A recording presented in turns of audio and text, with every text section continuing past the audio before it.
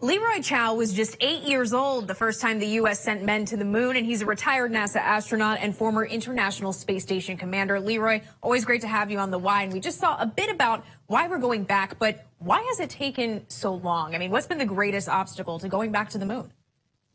Two things primarily. It's cost, of course, and political will. And so the Apollo program came about, as we just saw, because of politics, because we were in a race against the Soviet Union to prove who had the better technology, and ultimately we won with Apollo 11 landing astronauts on the moon. Since then, we've been kind of going a little bit in different directions. We developed a space shuttle. The Soviets started building space stations. We started building space stations. Now we operate together the International Space Station. But the big next goal is setting humans onto Mars. And so moon is a way to get there, a stepping stone, if you will. Number of scientific reasons to go, but also, as we saw, operational reasons. And it's taken this long because up until now, we have been wanting to go to Mars, but there just hasn't been the appetite for the budget, and there hasn't been a political reason to flex our muscles, if you will, kind of in that dramatic of a fashion. Well, just to follow up really quickly on that point, because I wanted to ask, I mean, what does Mars have that the moon doesn't? I mean, there's this focus on Mars. I mean, pull on that a little bit more. Sure. No, Mars is, of course, much farther away than the moon. It's half again as far from the sun as the Earth. So it would be by far, the farthest that astronauts would have traveled once we get them there.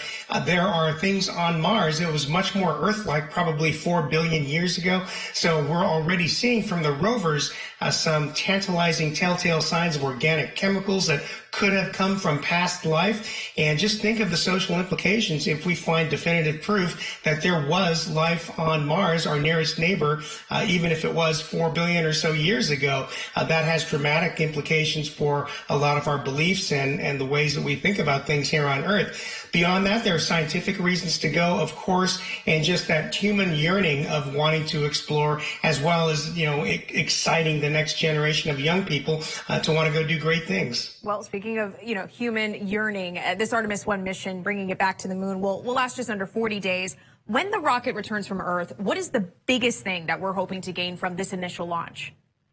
This is a full-up checkout of not only the rocket, but also the spacecraft. This is a new spacecraft, the Orion. It's going to go through its paces, deploy its solar arrays, go through all its systems, check all the navigation, everything about the spacecraft. One of the biggest things we want to get out of this is to validate the heat shield. Now, coming back from the moon, you're coming back at about 25,000 miles an hour, as opposed to coming back from low Earth orbit at about 17,500 miles an hour. So that heat shield's got to take a lot more heat.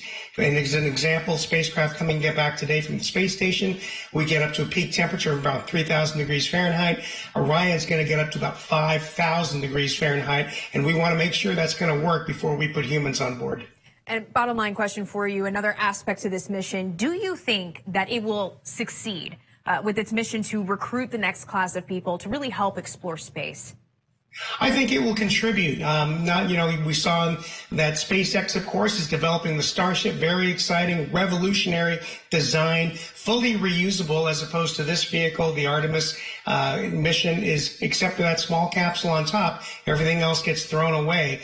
A lot less expensive. And so it's going to contribute to exciting that next generation. And by the way, it's also very interesting that Elon Musk has said he believes he will be able to fly Starship on its first orbital flight test without humans on board in the next month or two. I mean, the space race to the moon, to Mars, all of it. It's been such a fascinating thing to keep track of. Retired NASA astronaut Leroy Chiao, always great to speak with you. Thank you for joining us on The Why. My pleasure. Thank you.